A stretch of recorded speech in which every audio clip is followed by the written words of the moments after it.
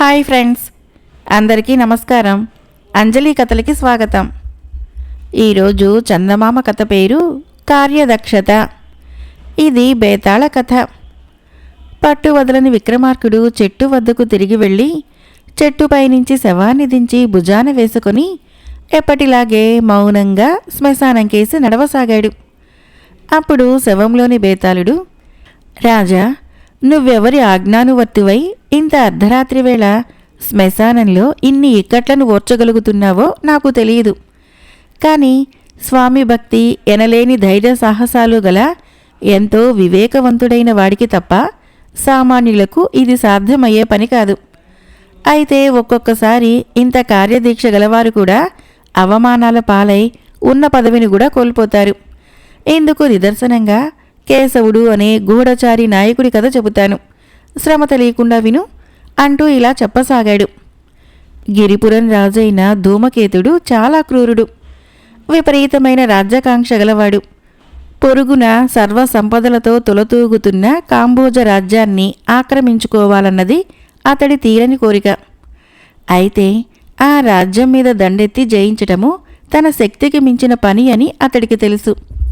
ఈ పరిస్థితిలో ఒకసారి వనవిహారానికి వచ్చిన కాంబోజ రాకుమారి మదాలసను తన భటుల్ని పంపి పట్టి తెప్పించి తన రాజ్యంలోని ఒక రహస్య స్థావరంలో బంధించాడు.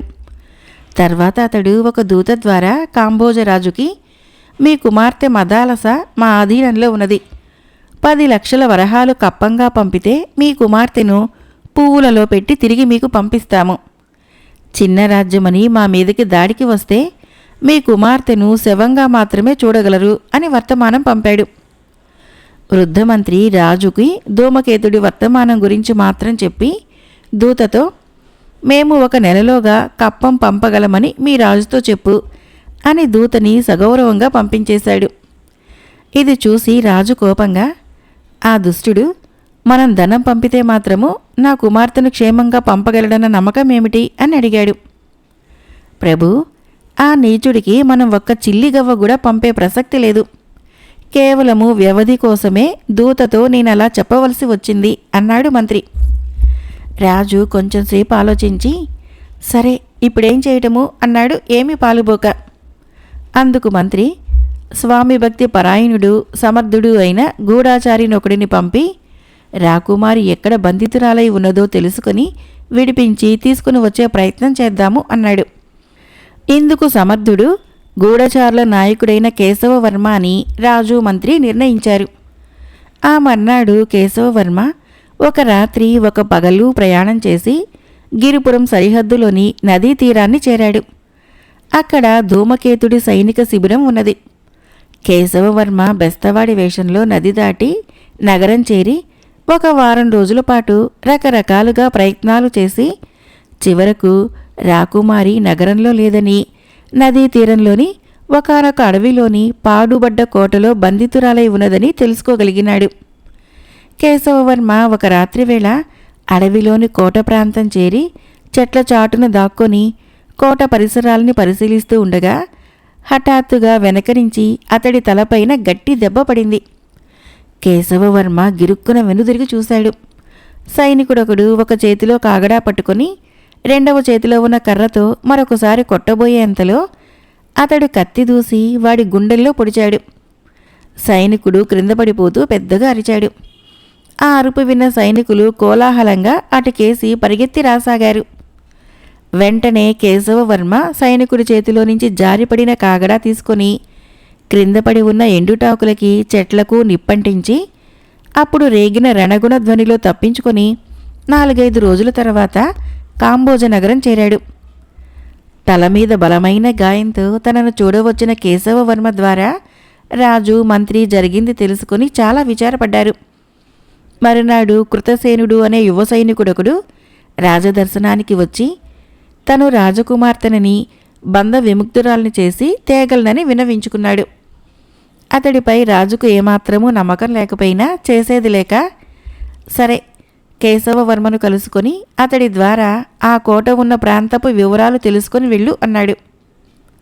క్షమించండి ప్రభు, నేను కేశవవర్మని కలుసుకోవటం వలన ప్రయోజనం ఏమీ ఉండదు అన్నాడు కృతసేనుడు. రాజు మంత్రి అతడికేసి ఆశ్చర్యంగా చూశారు. అప్పుడు కృతసేనుడు, ఇంత జరిగాక ధూమకేతుడు రాకుమారిని ఆ కోటలోనే ఉంచుతాడా అన్నాడు. ఇది విన్న తర్వాత రాజుకు మంత్రికి ఈ యువకుడు తెలివైనవాడన్న అభిప్రాయం కలిగింది. రాజు అతడితో, సరే అలాగే, నీ ప్రయత్నమేదో నువ్వు చెయ్యి అని చెప్పాడు. 4 రోజుల తర్వాత కృతసేనుడు తిరిగి వచ్చాడు.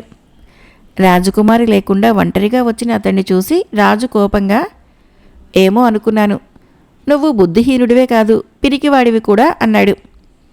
దానికి వినయంగా కృతసేనుడు, క్షమించండి ప్రభు, కార్యం సాధించటం నా ఒక్కడి వల్ల కాదు. ధూమకేతుడు రాకుమారిని అడవిలోని కోట నుంచి తీసుకుని పోయి మన సరిహద్దుల్లో ప్రవహించే నది సముద్రంలో కలిసే చోట గల లంకలో కట్టుదిట్టమైన సైనిక కాపలాతో బంధించాడు. ఆ లంకలోకి ప్రవేశించటం అంటే నేను రాకుమారి ఎక్కడ ఉన్నది తమకు తెలపకుండా మరణించటమే అవుతుంది అన్నాడు. రాజు విసుగ్గా, ఛీ, ఇక వెళ్ళు అన్నాడు. వృద్ధమంత్రి రాజుతో కొంత సంప్రదించాక సేనానాయకుడికి కబురు పంపి అతడు రాగానే సంగతి సందర్భాలు వివరించి నదిలో ఉన్న ఆ చిన్న లంకను ముట్టడించి రాకుమారిని రక్షించడం సాధ్యమా అని ప్రశ్నించాడు. అందుకు సేనాని, సాధ్యమే మహామంత్రి. ధూమకేతుడికి అనుమానం కలగకుండా 100 మంది మెరికెల్లాంటి సైనికులకు బెస్తవాళ్ల వేషాలు వేసి నదిలో ప్రయాణించి ఆ లంకను సునాయాసంగా చుట్టుముట్టి రాకుమారిని క్షేమంగా తీసుకుని రాగలను అన్నాడు. సరే, నీ ప్రయత్నం ఫలించగానే మాకు కబురు పంపు. మేము వెంటనే సైన్యంతో వెళ్ళి గిరిపురాన్ని ముట్టడించి ధూమకేతుణ్ణి హతమార్చగలము అన్నాడు వృద్ధమంత్రి. ఈ విధంగా వృద్ధమంత్రి వ్యూహము విజయవంతమైంది. గిరిపురం కోట కాంబోజ సైన్యాల వశమైంది. ధూమకేతుడు బందీగా చిక్కాడు. విజయోత్సవం నాడు రాజు మంత్రితో, మహామంత్రి, ఈ ఆనంద సమయంలో మనము కేశవవర్మని సన్మానించడం ఉచితంగా ఉంటుందనుకుంటున్నాను అన్నాడు. వృద్ధమంత్రి వెంటనే, మహారాజా, సన్మానానికి అర్హుడు కేశవవర్మ కాదు, కృతసేనుడు అన్నాడు. రాజు కొద్దిసేపు ఆలోచించి, మీరన్నది నిజం అని కృతసేనుణ్ణి ఘనంగా సన్మానించటమే కాక కేశవవర్మని గూఢచారుల నాయకత్వం నుంచి తొలగించి ఆ పదవిని కృతసేనుడికి ఇచ్చాడు. బేతాళుడు ఈ కథను చెప్పి, రాజా, కాంబోజరాజు మంత్రి మాట విని ఎంతో సమర్థుడు, స్వామిభక్తి పరాయణుడు అయిన కేశవవర్మని సన్మానించకపోగా అతన్ని పదవీచ్యుతుణ్ణి కూడా చేయటం అన్యాయం కాదా? పిరికివాడని తానే నిందించిన కృతసేనుణ్ణి సన్మానించడమే కాక అతన్ని ఎంతో బాధ్యతతో కూడిన గూఢచారుల నాయకుడిగా నియమించటం ఎలా న్యాయం అనిపించుకుంటుంది? ఈ సందేహాలకి సమాధానం తెలిసి కూడా చెప్పలేకపోయావో నీ తల పగిలిపోతుంది అన్నాడు. దానికి విక్రమార్కుడు, కేశవవర్మ సమర్థుడు, స్వామిభక్తి పరాయణుడే కావచ్చు, కానీ అతడిది చాలా క్రోధ స్వభావం. క్రోధం వలన ఎంతటి వాడికైనా వివేకం నశిస్తుంది. తన ప్రాణం మీదకి వచ్చేసరికి అతడి అడవినే తగలబెట్టాలన్న ప్రయత్నం చేశాడు. ఆ సమయంలో తానెవరినైతే రక్షించడానికి వచ్చాడో ఆ రాకుమారి కూడా అక్కడే ఉన్నదన్న సంగతి మర్చిపోయాడు. ఇందువలన కార్యసాధన జరగకపోగా సమస్య మరింత జటిలమైంది. ధూమకేతుడు రాకుమారిని మరొక రహస్య స్థావరానికి మార్చాడు. ఇది గ్రహించడం వలనే వివేకి అయిన కృతసేనుడు రాకుమారి ఎక్కడ ఉన్నది తెలుసుకుని తిరిగి వచ్చాడు. ఆ కారణంగానే వృద్ధమంత్రి పథకము పారి రాకుమారికి స్వేచ్ఛ లభించటమే కాక దుష్టుడైన ధూమకేతుడు పతనం కూడా చెందాడు. మంత్రి సలహా విన్న తర్వాత రాజు ఇదంతా ఆలోచించే అర్హుడు, కార్యదక్షుడు అయిన కృతసేనుణ్ణి సన్మానించాడు అన్నాడు. రాజుకి ఈ విధంగా మౌనభంగం కలగగానే బేతాళుడు శవంతో సహా మాయమై తిరిగి చెట్టెక్కాడు. ఈ కథకి ఆధారము డాక్టర్ తాటిచెర్ల గురురామప్రసాద్ గారి రచన. మరొక కథ పేరు విదూషకుడి పరిష్కారం. ఈ కథను రచించిన వారు వక్కలంక కిషోర్ గారు. విమల దేశాన్ని పరిపాలించే యశోవర్మ ప్రజాక్షేమానికి నిత్యం పాటుపడేవాడు. ఆయనది విచిత్రమైన మనస్తత్వం. చాలాసార్లు ప్రజల సమస్యల గురించిన చర్చలలో మునిగిపోయి విశ్రాంతి భవనానికి సైతము వెళ్ళేవాడు కాదు. అదేమని అంతరంగికులు ప్రశ్నిస్తే విశ్రాంతి భవనానికి వెళ్ళి కూర్చోవటము ప్రజా సమస్యల నుంచి తప్పించుకోవటం అవుతుంది, కానీ వాటికి పరిష్కారం ఎలా అవుతుంది అనేవాడు. ఆయన స్వభావంలోని లోతుపాతులు ఎవరికీ అంతు పట్టేవి కాదు. ఒకసారి విమల దేశంలో హఠాత్తుగా క్షామం సంభవించింది. వరుసగా 3 ఏళ్ల పాటు వర్షాలు పడకపోవడంతో ప్రజలు చాలా కష్టాల పాలయ్యారు. దీన్ని అదునుగా తీసుకుని పొరుగు రాజైన వీరసేనుడు విమల దేశంపైన యుద్ధం ప్రకటించాడు. ఈ సమస్య గురించి యశోవర్మ మంత్రులతో సంప్రదించాడు. వాళ్ళందరూ, మహారాజా, దేశము కరువు కాటకాల వలన చాలా క్లిష్ట పరిస్థితుల్లో ఉన్నది. యుద్ధము మరింత నష్టానికి దారితీస్తుంది. కనుక వీరసేనుడితో సంధి చేసుకోవటము శ్రేయస్కరము అని సలహా ఇచ్చారు. ఇందుకు యశోవర్మ, సంధి చేసుకోవటం అనేది నాకు గిట్టదు. యుద్ధమనే సమస్యకు సంధి పరిష్కారం ఎలా అవుతుంది? సమస్య నుంచి పారిపోవటము సమస్యకు పరిష్కారం ఎన్నటికీ కానేరదు. ఇది నా సిద్ధాంతం. ఈ సంగతి తెలుసు కూడా మీరు సంధి ప్రమేయం తేవడం బాగాలేదు. అంతకన్నా యుద్ధంలో ఓడిపోవటమే ఉత్తమము అన్నాడు. రాజు అన్నదానికి మంత్రులు వినయంగా, క్షామం అనే సమస్య ముందు యుద్ధం అనే సమస్య చిన్నది కదా, కాబట్టి సంధి కుదుర్చుకోవటము కేవలం రాజీ పడటం కాదేమో ఆలోచించండి అన్నారు. ఈ సమయంలో యుద్ధం నాకు మాత్రము ఇష్టమా? కానీ సమస్య నుంచి తప్పించుకోపో చూడటము నా స్వభావానికి విరుద్ధం. మరేదైనా మార్గం చెప్పండి అన్నాడు యశోవర్మ. మంత్రులు పక్కనే ఉన్న మరొక గదిలోనికి పోయి చాలాసేపు చర్చలు జరిపారు. తమ మాటలతో రాజును సంతృప్తిపరచటము సాధ్యం కాదనిపించింది. వాళ్ళలో కొందరు రాజుని ఛాందసుడు అని, మూర్ఖుడు అని కూడా అన్నారు. కొంతసేపటికి మంత్రులు రాజు వద్దకు తిరిగి వచ్చి, మహారాజా, ఈ సమస్యను మరింత క్షుణ్ణంగా చర్చించి రేపు తమను దర్శించి మా అభిప్రాయం ఏమిటో చెబుతాము అని చెప్పి వెళ్ళిపోయారు. వాళ్ళు వెళ్ళాక రాజు యశోవర్మ దిగులుగా కూర్చున్నాడు. ఆ సమయంలో అటుగా వచ్చిన విదూషకుడు విశారదుడు ఆయనని, ఏం మహారాజా అలా ఉన్నారు అని అడిగాడు. ఆ సమయంలో విశారదుడి రాక యశోవర్మకి ఆనందాన్ని కలిగించింది. ఎందువలనంటే విశారదుడు మంచి చతురుడే కాక తర్కశాస్త్ర ప్రవీణుడు కూడా. యశోవర్మ ఏవైనా సమస్యలతో సతమతమైతూ ఉన్నప్పుడు విదూషకుణ్ణి కవ్వించి అతని మాటలకి నవ్వటం అలవాటు. విశారద, ఏం చెప్పమంటావు? చాలా చిక్కు సమస్య వచ్చి పడింది అన్నాడు యశోవర్మ. యుద్ధం గురించిన సమస్యే కదా ప్రభు అని అడిగాడు విశారదుడు. యశోవర్మ నవ్వి, ఆ సమస్యని నువ్వేం పరిష్కరించగలవు గాని ఇది మరొకటి. నేను ఈ మధ్య బాధరాయణీయం అన్న ఒక గ్రంథం చదివాను. ఏ గ్రంథం చెప్పిన విషయాన్నైనా గుడ్డిగా నమ్మవద్దు అని ఆ గ్రంథం చెబుతున్నది అన్నాడు. సరే, మీరు ఇప్పుడు చెప్పదలిచిందేమిటి అని అడిగాడు విదూషకుడు. నేను ఆ బాధరాణీయం చెప్పిన విషయాన్నే నమ్మటం లేదు. ఇంతకు నేను ఆ గ్రంథ సారాంశాన్ని అనుసరిస్తున్నట్లా లేనట్లా అని ప్రశ్నించాడు యశోవర్మ. విశారదుడికి అసలు సమస్య ఏమిటో అర్థం చేసుకోవటానికి కొంత సమయం పట్టింది. బాధరాయణీయము అనే గ్రంథము నిజంగా లేదని, రాజు తనను కవ్వించడానికే దాన్ని కల్పించాడని అతను గ్రహించాడు. విశారదుడు రాజుతో, ప్రభు, అసలు ఇందులో సమస్య ఏమున్నది? బాధరాయణీయాన్ని నమ్మటం లేదని మీ నోటనే చెప్పారు కదా, ఇక దానిని అనుసరించినట్లు ఎలా అవుతుంది అన్నాడు. దానికి రాజు, ఒక విధంగా చూస్తే నమ్మకపోవటము ఆ గ్రంథాన్ని అనుసరించడమే అవుతుంది. ఆలోచించి చూడు. ఎందుకంటే ఏ గ్రంథమైనా బాధరాయణీయం పరిధిలోకే వస్తుంది కదా, చివరికి ఆ గ్రంథం కూడా అన్నాడు. విశారదుడు కొద్దిసేపు ఆలోచించి చిన్నగా నవ్వి, ప్రభు, నాకవన్నీ తెలియవు. నిత్య సత్యవ్రతులైన మీరు ఈ గ్రంథాన్ని నమ్మను అని అన్నాక దానిని అనుసరించినట్లే అన్నాడు. యశోవర్మ విసుగ్గా ముఖం పెట్టి, నువ్వేదో తెలివైన వాడివనుకున్నాను. పొగడ్తలతో సమస్యను పక్కకు మళ్లించక సరిగ్గా చెప్పు. నేను బాధరాణీయ సారాంశాన్ని అనుసరిస్తున్నట్లా లేనట్లా రాజుగా ఆజ్ఞాపిస్తున్నాను. నా ఆజ్ఞను ధిక్కరించదలిచావా అని అడిగాడు. ఇందుకు విశారదుడు ఒక్క క్షణం ఆగి, ప్రభు, స్వయాన మీరు వచ్చి నాకు వ్యతిరేకంగా ప్రవర్తించు అని చెప్పినా నేను మీకు వ్యతిరేకంగా ప్రవర్తించలేను. అలాంటిది మీ ఆజ్ఞనెలా ధిక్కరించగలను? ఈ సమస్యను గురించి అలాగే ఆలోచించి చెబుతాను అన్నాడు నవ్వుతూ. యశోవర్మకి అతడి మాటల్లో ఏదో మర్మం ఉన్నట్లు తోచింది.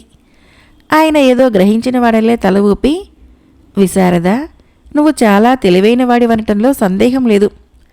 ఇంతకుముందు నువ్వన్న మాటలతో అచ్చం నేనిచ్చిన సమస్య లాంటిదే మరొకటి సృష్టించావు.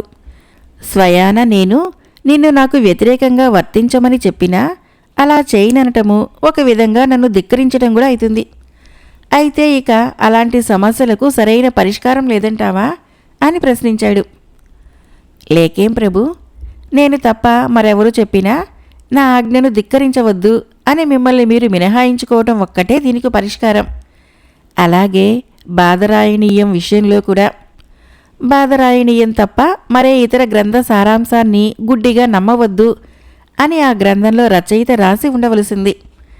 అదే దానికి పరిష్కారము అన్నాడు విశారదుడు. కానీ బాదరాయణీయంలో అలాంటి మినహాయింపు లేదు. అప్పుడు ఈ సమస్యకు పరిష్కారం ఏమిటి అని ప్రశ్నించాడు యశోవర్మ. మినహాయింపు లేకపోతే సృష్టించుకోవాలి ప్రభు, అంతకు మించి మరొక మార్గం లేనే లేదు అని జవాబిచ్చాడు విశారదుడు. అలా మినహాయింపును సృష్టించుకోవటము సమస్య నుంచి తప్పించుకున్నట్లయితుంది, కానీ పరిష్కారము కానేరదు కదా అన్నాడు యశోవర్మ. అందుకు విశారదుడు, అసలు మీ అభిప్రాయంలో సమస్యకు పరిష్కారం అంటే ఏమిటి ప్రభు? పరిష్కారం అనే మాటకు సమస్య మటుమాయం కావటం అనే కదా అర్థము అన్నాడు. కానే కాదు, అది సమస్య మటుమాయం అవటం కాదు, మనం దాని నుంచి పలాయనం చేసినట్లయితుంది. ప్రజా సమస్యలు ఎక్కువగా ఉన్నప్పుడు నేను విశ్రాంతి భవనంలో కాలం గడపటాన్ని సైతము సమస్యల నుంచి పారిపోవటంగానే పరిగణిస్తాను అన్నాడు యశోవర్మ. కానీ ప్రభు, విశ్రాంతి భవనంలో కాలం గడపటం వలన మీ మనసుకు ప్రశాంతత లభించి ఆ సమయంలో సమస్యలకు పరిష్కారాలు దొరకవచ్చు గదా, అప్పుడు అక్కడ కాలం గడపటము పలాయనం ఎలా అవుతుంది అని అడిగాడు విశారదుడు. యశోవర్మకి తన విదూషకుడి మాటల్లో ఎంతో నిజమున్నట్లు అనిపించింది. ఆయన మందహాసం చేసి, నిజమే విశారదా, నిన్ను తక్కువగా అంచనా వేశాను. ఒక విధంగా నా సిద్ధాంతంలో ఉన్న లోపాన్ని నువ్వు సరిదిద్దావు. ఏమైనా మనిషి కొన్ని సమస్యల నుంచి పారిపోక తప్పదంటావా? ఈ ప్రశ్నకు ఇంకా సమాధానం దొరకలేదు అన్నాడు. విశారదుడు కొంచెంసేపు మౌనంగానే ఊరుకొని, తప్పదు ప్రభు, జీవితంలో విచిత్రంగా కొన్ని సమస్యలకు వాటి నుంచి తప్పించుకుపోవటమే ఏకైక పరిష్కార మార్గం అవుతుంటుంది. అలాంటి సమయాల్లో ఆ తప్పించుకుపోవటాన్ని కేవలం పలాయనంగా కాక ఆ సమస్యకు పరిష్కారంగానే భావించాలి. ఇది ముమ్మాటికి నిజము అన్నాడు. బాగా చెప్పావు విశారద, నీకు తెలియకుండానే నువ్వు నా ముఖ్య సమస్యను కూడా పరిష్కరించావు అంటూ యశోవర్మ అతనికి ఒక విలువైన హారాన్ని బహూకరించాడు. ఆ మర్నాడే ఆయన తన మంత్రులకి తాను వీరసేనుడితో సంధికి అంగీకరిస్తున్నట్లు తెలియచేశాడు. మరొక కథ పేరు కలసి వచ్చిన అదృష్టం. ఈ కథను రచించిన వారు పులిపాక కనకదుర్గ గారు. కొండపల్లి గ్రామంలో సోమనాథుడు మూతుబరి. అంతేకాదు చుట్టుపక్కల గ్రామాలన్నిటికీ సోమనాథుడే భాగ్యవంతుడు. ఆయనకు కొండపల్లిలో 200 ఎకరాల మాగాణి, పట్నంలో ధాన్యం వ్యాపారము, వ్యవసాయానికి కావలసిన పనిముట్లను తయారు చేసే కర్మాగారము ఉన్నాయి. అయితే ఇంతటి భాగ్యవంతుడైన సోమనాథుడు ఒకప్పుడు నిరుపేద. చిన్ననాటి నుంచి ఎంతో శ్రమించి ఈ స్థానానికి ఎదగగలిగినాడు ఆయన.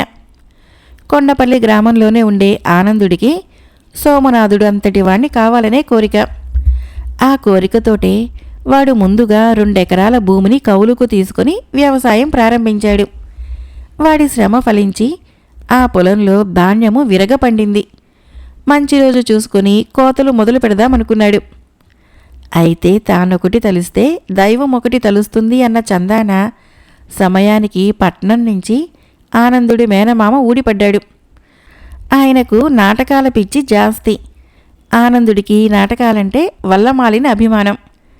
మేనమామ చెప్పాడని పట్నంలో జరుగుతున్న నాటకాలు చూడటానికి ఆనందుడు పొలం కోత పనులు కూడా వాయిదా వేసి ఆయనతో కలిసి పట్నం వెళ్ళాడు. ఆనందుడు దురదృష్టమో ఏమో, వాడు పట్నం వెళ్ళిన 4 రోజులకే పెద్ద ఎత్తున వానలు పడి వరదలు ముంచుకొచ్చి వాడి పొలంలో పండిన పంటంతా కొట్టుకుని పోయింది. పట్నం నుంచి తిరిగి వచ్చిన ఆనందుడిని తండ్రి తల వాచేలా తిట్టాడు. గోరు చుట్టు మీద రోకటిపోటు అన్నట్లు ఆసరికే కోతలు పూర్తి చేసుకున్న మిగిలిన రైతులు ఆనందుణ్ణి పరిహసించారు. ఇది వాడిని ఎంతగానో కుంగదీసినా ఓటమిని అంత తేలిగ్గా ఒప్పుకునే మనిషి కాదు గనక తొందరలోనే కోలుకున్నాడు. ఈసారి వాడు తండ్రిని ఒప్పించి టోకున బట్టల వర్తకం ప్రారంభించాడు. చుట్టుపక్కల గ్రామాల్లోని చిల్లర వర్తకులు వాడి దగ్గర సరుకు కొనుగోలు చేసేవారు. అయితే వాళ్ళు సరిగ్గా ఆనందుడు భోజనానికి వెళ్లే వేళకో అంగడు మూసే సమయానికో వచ్చేవారు. వారి ఆలస్యానికి కారణము దూర ప్రయాణము అని తెలిసినప్పటికీ ఆనందుడు వారికి అప్పటికి సరుకునివ్వక మరొకసారి రమ్మని పంపించేసేవాడు. ఇతరుల తప్పులకు తానెందుకు కష్టపడాలన్నది వాడి ఉద్దేశం. దానితో కాలక్రమేణా చిల్లర వర్తకులు ఆనందుడి దగ్గర కొనుగోళ్లు మానేసి వేరే వర్తకుల దగ్గరకు వెళ్లటం మొదలుపెట్టారు. ఏడాది తిరిగేసరికి ఆనందుడి వ్యాపారము మూతపడింది. ఇలా తాను చేపట్టిన 2 పనుల్లోనూ అపజయం ఎదురయ్యేసరికి ఆనందుడిలో నిస్పృహ పెరగసాగింది. అది తట్టుకోలేక వాడు తన తోటివారితో సోమనాథుడు అదృష్టం కలిసి వచ్చి భాగ్యవంతుడయ్యాడని, అదృష్టం కలిసి వస్తే ఏదో ఒకనాడు తాను సోమనాథుణ్ణి మించగలనని బీరాలు పలకసాగాడు. ఇదిలా ఉండగా ఆ సంవత్సరము ఆనందుడి చెల్లెలి వివాహం నిశ్చయమైంది.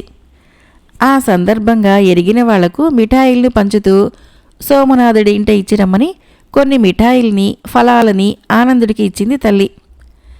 తల్లి మాటను కాదనలేని ఆనందుడు అయిష్టంగానే సోమనాథుడి ఇంటికి బయలుదేరాడు. వాడు వెళ్లేసరికి సోమనాథుడు భోజనానికి ఉపక్రమించబోతున్నాడు. అప్పుడే పట్నం నుంచి ఎవరో వర్తకులు ధాన్యం కొనుగోలు గురించి మాట్లాడటానికి అక్కడికి వచ్చారు. వెంటనే సోమనాథుడు భోజనం ముందర నుంచి లేచి వారితో మాట్లాడి ఆ వ్యవహారాన్ని ఒక కొలికి తెచ్చాడు. వర్తకులు అటు వెళ్లారో లేదో పొలం నుంచి పాలేళ్లు సోమనాథుడి సలహాల కోసం వచ్చారు. ఆయన వారికి అవసరమైన సూచనలు ఇచ్చి వచ్చేసరికి భోజనము చప్పచల్లారిపోయింది. అయినప్పటికీ సోమనాథుడి ముఖంలో కించిత్తు కూడా విసుగు కానరాలేదు. ఇదంతా కళ్ళారా చూసిన ఆనందుడికి కనువిప్పైంది. వృత్తి పట్ల అంకితభావము, ఇతరులకు ఎంతమాత్రమూ అసౌకర్యం కలిగించని నమ్రత సోమనాథుడి ఉన్నతికి కారణమని, ఆ లక్షణాలు లేకనే తాను అపజయం చవిచూడాల్సి వచ్చిందని వాడు గ్రహించాడు. వాడు వెంటనే సోమనాథుడి కాళ్ల మీద పడి, అయ్యా, ఇంతకాలము మీరు కేవలము అదృష్టం వలనే భాగ్యవంతులయ్యారని అపోహపడ్డాను. కానీ మీ ఉన్నతికి కారణము మీ దీక్ష, శ్రమ, నమ్రత అని ఈనాడే గ్రహించాను. నా యందు దయ ఉంచి నన్ను మీ శిష్యుడిగా స్వీకరించండి అని ప్రార్థించాడు. ఆనందుడి వినయానికి సంతోషించిన సోమనాథుడు వాడికి అవసరమైన సలహాలని, సూచనలని ఇవ్వటమే కాకుండా కొంత ధనం అప్పుగా కూడా ఇచ్చి వ్యాపారం పెట్టించాడు. అనతి కాలంలోనే ఆనందుడు తన వ్యాపారాన్ని అభివృద్ధి చేసి సోమనాథుడి బాకీ తీర్చగలిగినాడు. ఆనందుడి వ్యాపార దక్షతకు ముగ్ధుడైన సోమనాథుడు తన ఏకైక కుమార్తెను వాడికిచ్చి వివాహం చేయటమే కాక తన వ్యాపారాన్ని కూడా అప్పగించి విశ్రాంతి తీసుకున్నాడు. వృత్తి పట్ల అంకిత భావము, నమ్రత, శ్రమ మొదలైన లక్షణాలు ఉన్నవారినే అదృష్టం వర్తిస్తుందన్న సత్యాన్ని అనుభవపూర్వకంగా తెలుసుకున్న ఆనందుడు తనకు కలిసి వచ్చిన అదృష్టానికి ఎంతగానో మురిసిపోయాడు. మరొక చిన్న కథ పేరు 3 బాతులు. ఈ కథను రచించిన వారు శరత్ చంద్ర గారు. తండ్రి చనిపోతూ రంగడికి ఒక తాటాకు గుడిసె 3 బాతులు ఇచ్చాడు. అడవికి కట్టెలు కొట్టడానికి వెళ్ళినప్పుడు తనకు ఆ బాతులు దొరికాయని, వాటిని ఎవరికీ అమ్మవద్దని మరీ చెప్పాడు ఆయన. రంగడు తండ్రి మాటలని అక్షరాలా పాటించాడు. వాడు శరీర శ్రమ చేసి జీవిస్తూ తాను సంపాదించిన దాంతో బాతులకు కూడా రోజు ఇంత తిండి పెట్టేవాడు. రంగడి 3 బాతులు 3 రంగుల్లో ఉంటాయి. ఒకటి తెల్లనిది, రెండవది నల్లనిది, మూడవది ఎర్రనిది. ఒక రోజున వాడు నిద్రలేచి చూస్తే ఎర్రబాతు కనపడలేదు. రోజంతా దానికోసము ఎక్కడెక్కడో గాలించాడు. కానీ అది వాడికి దొరకలేదు. మర్నాడు రంగడు నిద్రలేచి చూస్తే నల్లబాతు కూడా కనపడలేదు. దీంతో రంగడు చాలా కలవరపడ్డాడు. ఎంత వెదికినా ఆ బాతు కూడా దొరకలేదు వాడికి. 3వ రోజుకి తెల్లబాతు కూడా మాయం కాగలదని వాడు అనుమానించి ఆ రాత్రంతా మాటు వేశాడు. రంగడి అనుమానము ఊరికే పోలేదు. అర్ధరాత్రి దాటే సమయానికి బుట్ట క్రింద ఉన్న తెల్లబాతు అవలీలగా బుట్టను పైకెత్తుకొని బయటపడింది. అది ఎక్కడికో పోతూ ఉంటే రంగడు దాన్ని అనుసరించాడు. తెల్లబాతు ఊరి పొలిమేరలు చేరుకొని అక్కడి నుంచి తిన్నగా అడవిలోకి దారితీసింది. అలా కొంత దూరం వెళ్ళి ఒక పెద్ద మర్రి చెట్టు క్రింద ఆగింది. అక్కడ ఒకచోట నెమ్మదిగా ముక్కుతో తవ్వసాగింది. కాసేపటికి అక్కడో గొయ్యి ఏర్పడింది. బాతు గోతిలోకి దుముకింది. ఆ వెంటనే చుట్టూ ఉన్న మట్టి గోతిలోకి దానంతట అదే పడింది. గొయ్యి పూడుకుపోయింది. ఇదంతా చూసిన రంగడికి మతిపోయినట్లయింది. అసలేం జరుగుతుందో ఎందుకు జరుగుతుందో వాడికి అర్థం కాలేదు. ఆ బాతు మళ్ళీ బయటికి వస్తుందేమోనని రంగడు చాలాసేపు ఎదురు చూశాడు. కాసేపటికి తెల్లవారింది. రంగడు ఆ ప్రాంతాన్నంతా శ్రద్ధగా పరిశీలించగా మట్టి కప్పేసిన గుంటలు మొత్తము 3 కనిపించాయి. ఆ బాతులలా సజీవ సమాధి ఎందుకైపోయాయోనని చాలాసేపు ఆలోచించాడు రంగడు. కానీ ఏ కారణమూ వాడి బుర్రకు తోచలేదు. అంతలో మొదటి గుంటలో నుంచి మట్టి కదులుతూ ఉన్నట్లు తోచి రంగడు చటుక్కున చెట్టు చాటుకి వెళ్ళాడు. ఆ గుంటలో నుంచి కాసేపటికి ఎర్రబాతు బయటికి వచ్చింది. దాని ముక్కున ముత్యాల హారం ఉంది. రంగడు చూస్తూ ఉండగా ఆ బాతు ఒక అందమైన యువతిగా మారిపోయింది. రంగడు నివ్వెరపోయి చూస్తున్నాడు. ఆ యువతి నడుచుకుంటూ 2వ గుంట వద్దకు వెళ్ళి, కాలా, నేను అరుణను పిలుస్తున్నాను, వెళ్ళిన పని అయిందా అంది. అంతలో ఆ గుంటలో నుంచి నల్లబాతు బయటకు వచ్చింది. దాని ముక్కున రత్నాల హారం ఉంది. కొద్ది క్షణాల్లో ఆ బాతు కూడా అందమైన యువతిగా మారిపోయి ఇద్దరూ కలిసి 3వ గుంట వద్దకు వెళ్ళి, శ్వేత, నీ శోధన పూర్తయిందా అని అడిగారు. అప్పుడు 3వ గుంటలో నుంచి తెల్లబాతు వచ్చింది. దాని ముక్కున వజ్రాల హారం ఉన్నది. కొద్ది క్షణాల్లో ఆ బాతు కూడా ఒక అందమైన యువతిగా మారిపోయింది. రంగడు చప్పున ఆ యువతుల ముందుకు వెళ్ళి, ఎవరు మీరు? ఇంతకాలం నా ఇంట్లో బాతు రూపాల్లో ఎందుకు ఉన్నారు అని అడిగాడు. వాడిని చూస్తూనే 3 యువతులు కెవ్వుమని, అయ్యో, ఎంత పని జరిగింది! నువ్వు మమ్మల్ని చూసేశావు. నువ్వు చూడకుండా ఉండాలని ఇన్నాళ్ళు మేము పడిన తాపత్రయమంతా వృధా అయింది అన్నారు. అప్పుడు రంగడికి ఆ యువతుల కథ తెలిసింది. ఆ యువతులు 3 దేవకన్యలు. తపస్సు చేసుకుంటున్న మునిని అదృశ్య రూపంలో వేధించారు. ఆ ముని వారిపై అలిగి, ఏ నరుని కంటబడతారో ఆ నరునికి మీరు 3 భార్యలై భూలోకంలోనే ఉండండి అని శపించాడు. అప్పుడు దేవకన్యలు 3 మునికాళ్ల మీద పడి తమ తప్పును మన్నించమని, తాము భూలోకంలో నరుడితో కాపురం చేయలేమని చెప్పారు. ముని కాసేపు ఆలోచించి, అయితే మీరు బాతులై భూలోకానికి వెళ్ళండి. అనాథను సంపన్నుడిగా చేయగానే మీకు శాప విమోచనం కలుగుతుంది. మీ అసలు రూపాలు వచ్చాక ఆ అనాథ కంటపడ్డారో మీరతడికి భార్యలై కలకాలము భూమి మీద ఉండక తప్పదు అంటూ వారికి ఉపాయం చెప్పాడు. ఆ ప్రకారము ఆ దేవకన్యలు రంగడి తండ్రిని చేరుకున్నారు. ఆయనకు ఆయువు 3 కాలం వచ్చిందని, ఆయన కుమారుడు అనాథ కాగానే అతన్ని సంపన్నుడు చేయాలని అనుకున్నారు. రంగడి కోసము నిక్షిప్త హారాలని సేకరించగానే ఆ దేవకన్యలకి బాతు రూపం పోయింది. అదృశ్య రూపంలో వాడికి ఆ హారాల్ని అందజేయాలనుకున్నారు. కానీ ఈలోగానే రంగడు వాళ్ళని చూశాడు. మీ వంటి అందమైన దేవకన్యలు నాకు భార్యలు కావాలన్న వరం నాకుంది. అందుకే ముని మీకు అటువంటి శాపాన్నిచ్చాడు. మీ శాపమే నాకు వరం. కానీ నాతో కాపురం చేస్తున్నంతకాలము మీ శాపము మీకు కూడా వరమనిపించేటంతగా నేను మిమ్మల్ని సుఖపెడతాను. విచారించకండి అంటూ వారిని ఓదార్చాడు.